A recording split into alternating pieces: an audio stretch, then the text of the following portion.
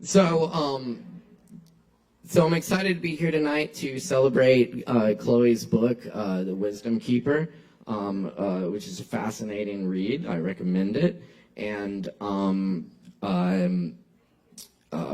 not just because she featured one of my poems in the book as the foreword, but the book is a fascinating journey in itself. And she's going to tell you just a little bit more about that in just a moment. And I'd like to share that poem as a segue into her talk. But first, I'm going to do another poem that was, at least in part, inspired by the Wisdom Keeper, and it's called The Voice in the Dark.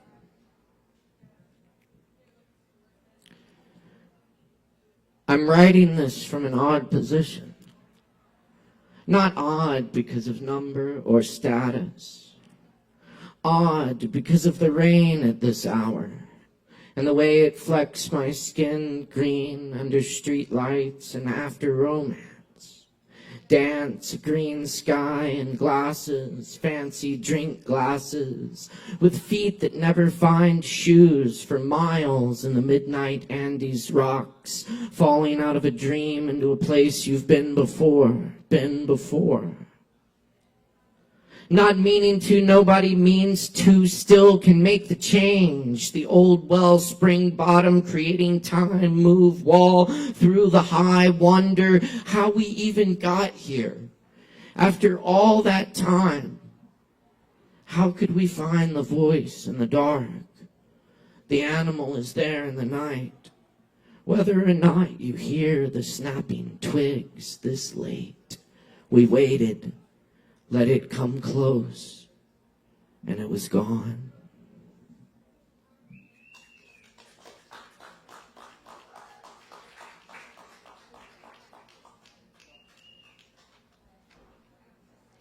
A light shines.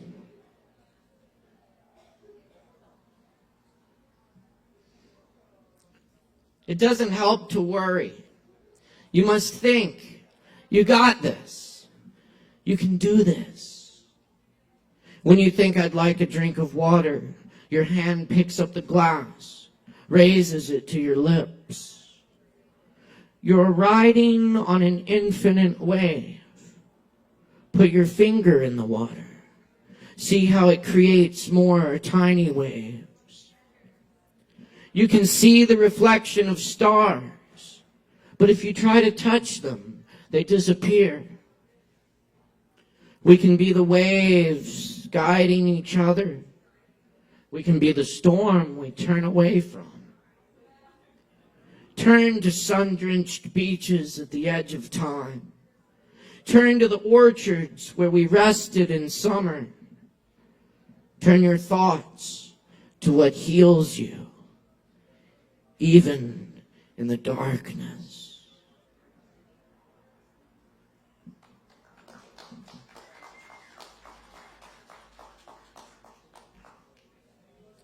Thank you very much.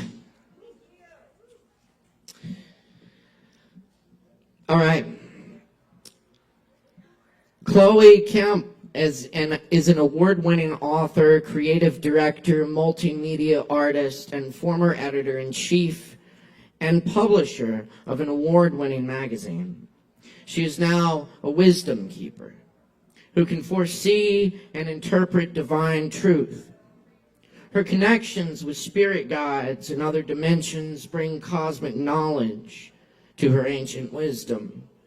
Chloe's memoir, Wisdom Keeper, My Extraordinary Journey to Unlock the Sacred Within, is filled with visions, lucid and prophetic dreams, parallel universes, collective dreaming, and knowledge of past lives. She healed from deeply embedded trauma and incurable illness and serious medical conditions. Chloe shares significant mystical experiences she had in Ecuador, Egypt, Europe, Mexico, and Asheville, North Carolina, including being invited to become a spiritual grandmother. She has performed intuitive, energetic, shamanic healing and mediumship sessions in the U.S., Mexico, and Ecuador.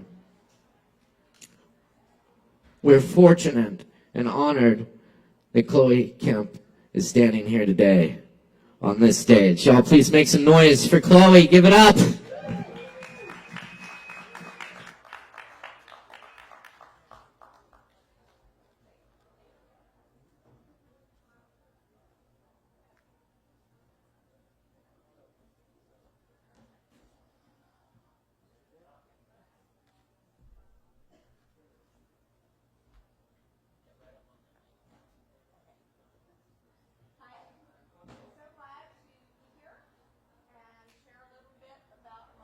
Journey and my book.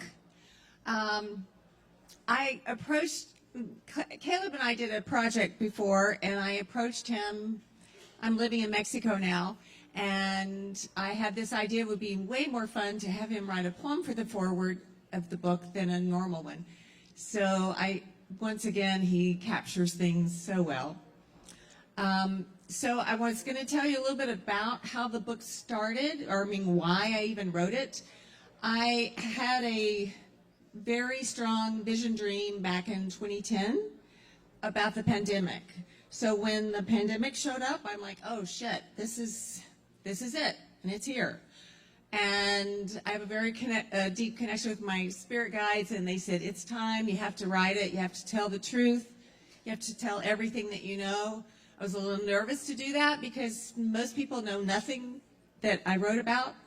And so I played around at first with, how about a novel? And then I don't have to own it. I can just say, this happened to this character.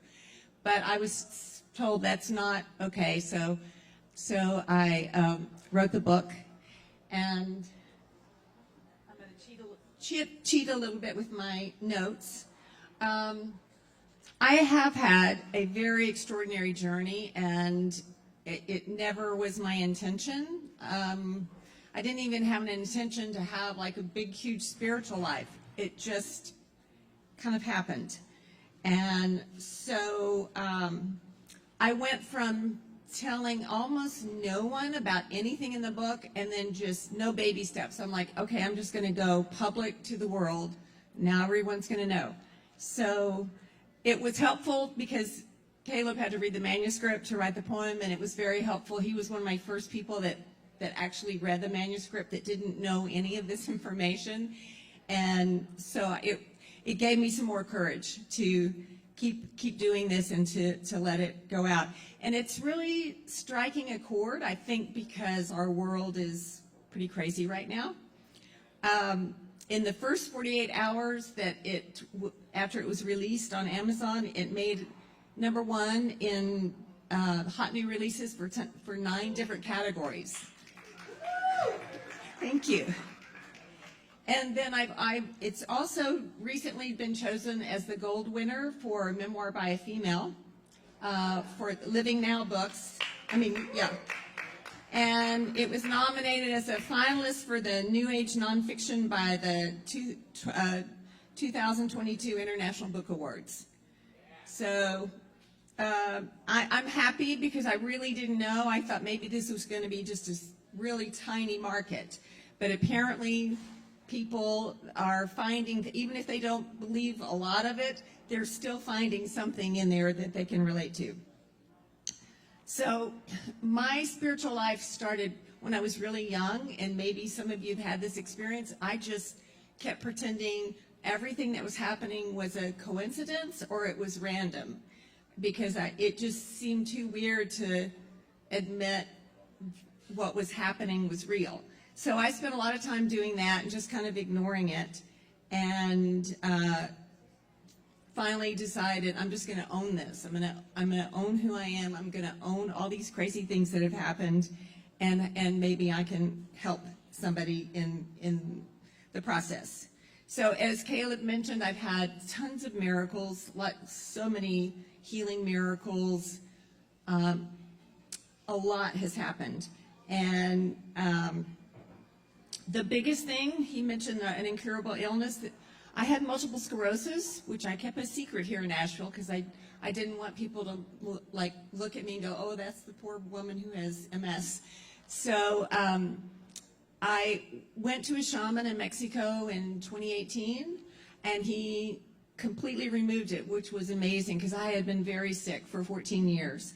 It's never come back. I wouldn't have been able to write the book if it hadn't gone away. With MS, I had about a 30-minute window each day that I could focus. So it changed my life.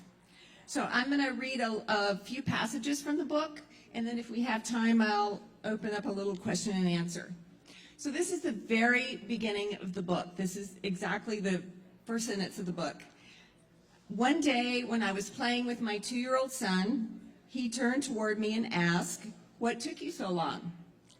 And I responded, "Took me so long to do what?" With no hesitation, he answered, "I had to wait a very long time for you to be ready for me to come here and be born." Well, I knew immediately what he was talking about. I knew he was tapping into past lives, but it was kind of weird the way he looked at me like he had said, "What are we having for dinner?" I mean, he just acted like, well, doesn't every child ask their mother that? And so I asked him, what else do you remember? He told me what he remembered about being in this kind of limbo stage waiting for me. But what really shocked me is he started mentioning a past life in another planet, very sophisticated technology, and his description was exactly the same way I described that past life that I had seen 5 years before he was born. And so I had been kind of on the fence about, I don't know, maybe I'm imagining these past lives or maybe they're real. But when that happened, I'm like, okay, there's no way a 2-year-old knew about past lives. They don't have a Sesame Street show on past lives. He never had heard about it. And so that kind of really changed my path after that conversation. And a lot of things happened in Asheville. I moved to Asheville in 2007, and my spiritual life just exploded. Really exploded. All these new abilities showed up, which I didn't totally understand. This is an example. This is from the book. In 2009, I told Spirit I wanted to share my energy healing with others. The next day, a friend came to visit. When I opened the door, he had a book in his hand. And he said, "I was already in my car. Something told me to go back inside my house and get this book. I don't know why, but I think I'm supposed to give it to you." So when he handed it to me, I looked at the title, and it was all about doing energy healing. I'm like, well, that was fast. I only told Spirit like the night before that I was ready to make this change. So I started reading the book. I couldn't get through the first chapter because all of this spiritual information came to me. That's when I met my spirit guides. I was remembering healing work I had done in other lives, like really ancient time. And so that's kind of how my healing with others started. And then there was continued to be, like, this was happening for years. So much was showing up, and I didn't understand it. And I certainly didn't know, why did I know how to do all these things that I had not trained to do? So I went, there was a woman from Peru that had been studying with shamans for 12 years. And I had a session with her because I wanted to understand why all this was happening. And I told her one of my abilities, my healing abilities, is I can tap into other people's past lives.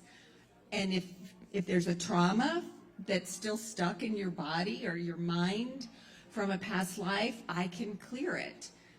Which is weird because I didn't train to do that, but I can do it. So she said, well, tell me everything you do from the time somebody knocks on the door until you say goodbye. I want to know everything you do when you do a session. So I told her, and she just sat there. She didn't say a word. And after I finished, she went, "You're one of us." I'm like, what? And she said, well, most people forget what they've learned in other lives and they have to retrain. But you've been gifted with remembering, and you are clearly a shaman, and you need to keep doing what you're doing. which was weird because, well, that was during a period of so many things changing. It surprised me. It definitely surprised me. So my work is, I call it intuitive shamanic healing because I'm really not comfortable calling myself a shaman, but that's what it is. So I do healing work, I clear dark energy, I clear blockages, and if there's something stuck from a past life, which usually there is, then I clear that for you too. It's kind of weird, I'm kind of like your surrogate, so because sometimes you have to go through that yourself to release it. I just do it for you. So you're just like laying on a table and meditating and floating around, and I'm just sobbing because when I look at somebody's past life, I'm feeling, and it's usually their death when the trauma gets stuck, I'm feeling every emotion that they went through when they died, and it's really intense. But it works, and fortunately I can slough it off after it's over. Let's see. It's just too much for me to remember. I have to have my notes. And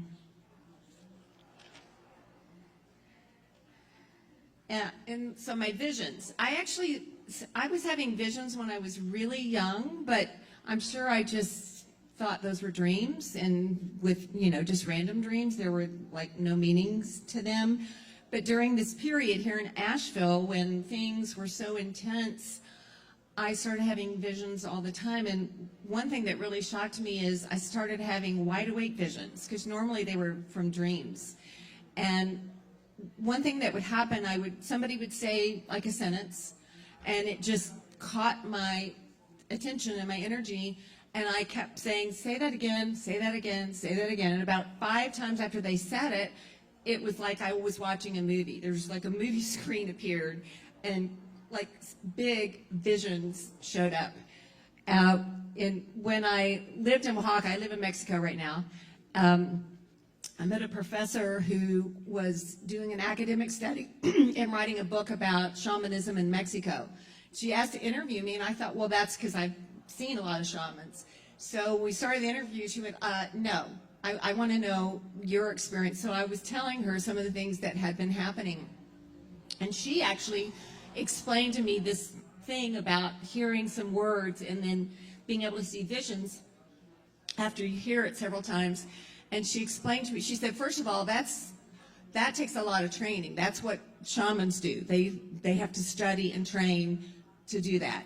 And she said, it's not the words, it's the tone. Because I didn't know. I mean, they were just like silly sentences that didn't seem significant, but I didn't know until she told me it's the tone. The tone is waking something up in you that opens these visions for you. So the one thing that happened, and this is directly linked to writing the book, in 2010, I had this really, really intense vision dream. And it was about the pandemic. I mean, they didn't say in the dream, okay, there's this thing called COVID and blah, blah, blah. But it was a worldwide disaster. I knew that. And so it was so intense, I decided to get some feedback from a dream interpreter. I normally interpret my own, but I'm like, this is too big. And she wrote me back and said, people all over the country right now are having the same dream.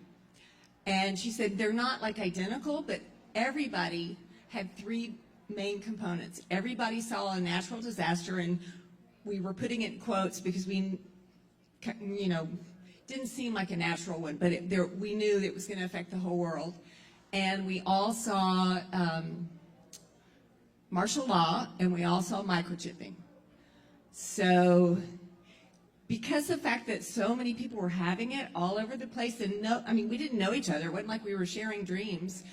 I knew, like I need to pay attention to this. This is big. My spirit guides normally tell me when it's a vision dream. They'll literally say, you need to wake up right now and go through the dream because this is important. It's got really important information in it, which it's kind of nice that they tell me it's a vision dream.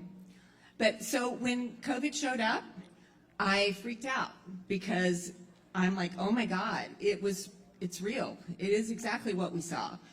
And I felt guilty, which was kind of silly because I couldn't have stopped it by myself. In fact, my spirit guide said, that's not your job. Your job is to help heal afterwards. Your job is not to stop it. And they said, we're not stopping it either. We know it's going to happen. We're not stopping it. And I was upset with that. And they said, well, your planet has free will.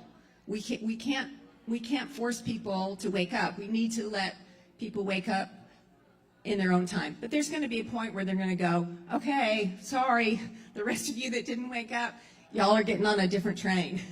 We're coming here to help rebuild with the other people. So by fall of 2020, my spirit guide said, it's time, you have to write the book.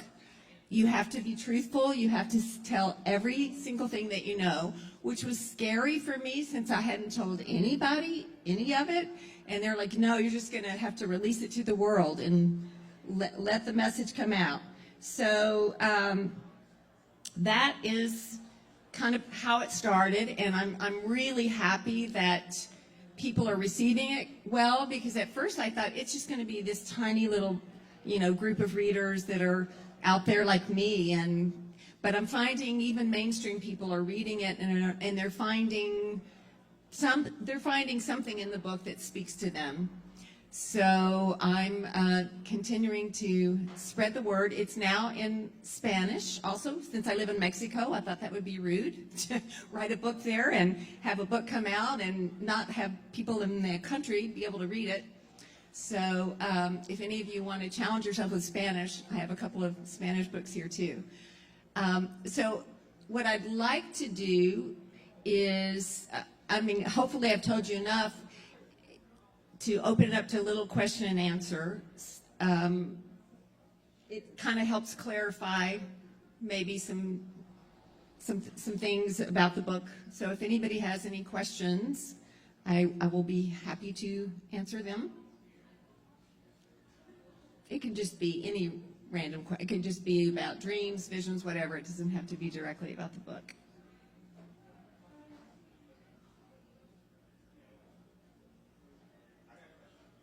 Okay. Hi, thank you. What kind of book or reference point do you find that's very valuable for objects in dreams, like to understand what they mean or how they symbolize things? I don't think I could name any. I used to have some dream books, but now I don't use them anymore because my intuition is much stronger than it's ever been. But if you're new to this, there's just some, dream dictionaries. I still sometimes, though, if like maybe an animal showed up several times and it's not an animal that's normally in my world, then I'll look that up and to see like what was that symbolizing, because your dreams are just full of symbols. Okay, I will tell you, when I went to Europe in 2019, I had so many deja vu moments. It was shocking. And one was a really intense vision dream I'd had. And I didn't realize, I was in Crete, and I didn't realize until we were driving the mountains, I'm like, holy shit, this is it. This is where my dream was. There were snakes in the dream everywhere. There's one of the most famous archaeological sites is in Crete. Snakes. Everybody is adorned with snakes head to toe. So it's interesting. And I had that dream when I was here in Asheville like years ago. Sometimes you don't get your dream until you might go somewhere and like, oh my God, this is what I was seeing in my dream. Yeah. One over here.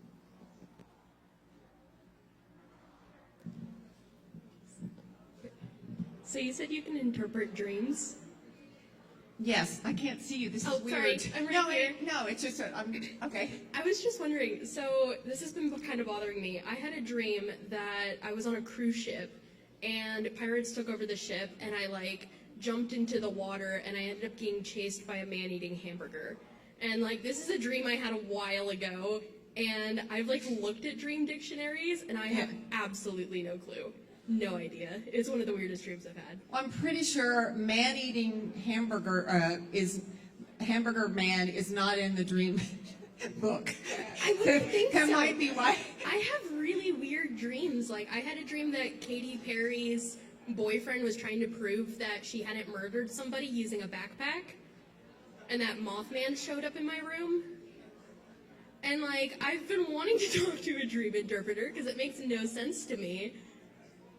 Well, sometimes dreams are just dreams, and sometimes they don't make sense. I didn't get a hit because a lot of times I'll get a hit when somebody shares something. I'll like immediately know. So I have weird dreams sometimes, and I check when I wake up, and no, there's no messages. There's not a lot of symbolism. Like that was just a dream. So. Yeah, it's not always like deep. Sometimes it's just for fun, I guess. Sorry, So but I don't have don't a think better too hard about interpretation. it. No, totally. Yeah, thank you for sharing. Any other questions over here?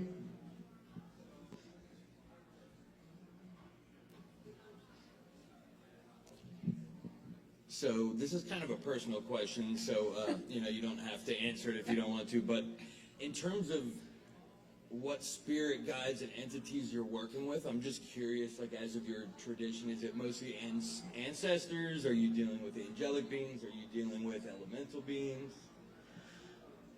Well, spirit guides can be any of those. It's true. Mine are from another dimension. Mine are not ancestors. They're not, pretty sure they've not ever been here before. But it can be any of those. It can, like I still work with my shaman in Mexico. He lives in Tepoztlan. And he worked with me a lot while I was writing the book. And he started channeling. This had never happened. My spirit guides would show up with him to give me certain messages. So one day he said, oh, there's a Mayan spirit guide here, and they have a message for you. And so I think the best thing to do, though, is just to be open. It doesn't matter what they look like or where you think they're from. Just be open to receive what they're going to tell you. And they don't always tell you directly, you know. Sometimes it's symbolic. But that would be the biggest thing I would encourage everyone here to do is be open to receive spirit messages. One of the editors of the book said, you know what, I think the three main themes in your book, because I didn't start out like trying to figure those things out. He said it's faith, trust, and surrender. And that's pretty much how I live my entire life. I didn't used to, but I do now. I'm not the boss. I'm going to listen. I don't have all the answers. Fantastic. I think we can squeeze in one more question if there's anything. Anyone else have a question? Oh, one more. I'm just curious about, for you personally, or just general advice around understanding the discrimination between, is this my intuition, or is this spirit guides, or is this like my anxiety brain coming in and just, yeah, that's something that like I feel like it's really muddled around for me a lot, and so it can be really confusing. It's a great question, and it's true. I think anybody who's trying to develop their intuition, it's very easy. I did it for a long time. I can't tell you how many years. I just would pretend, well, that's, you know, I'm imagining that. Or that was just coincidence, or that was just random. That couldn't possibly mean anything. And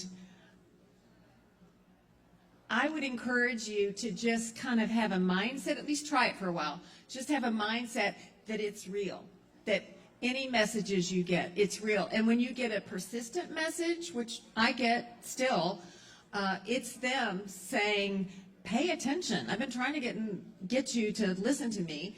And they'll try all kinds of ways. With me, they kept, I would get physically sick because I would just ignore, and then I would just get slammed with some bad illnesses. And finally realized, okay, that's your game.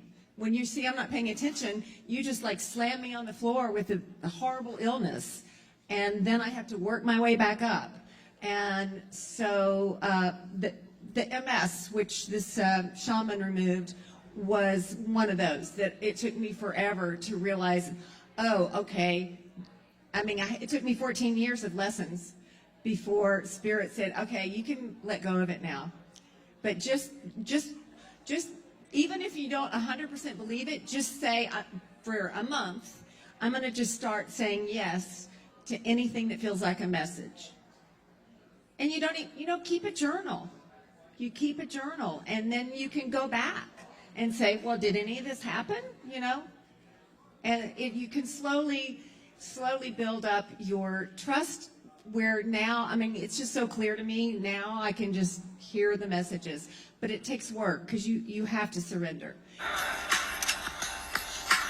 Ooh,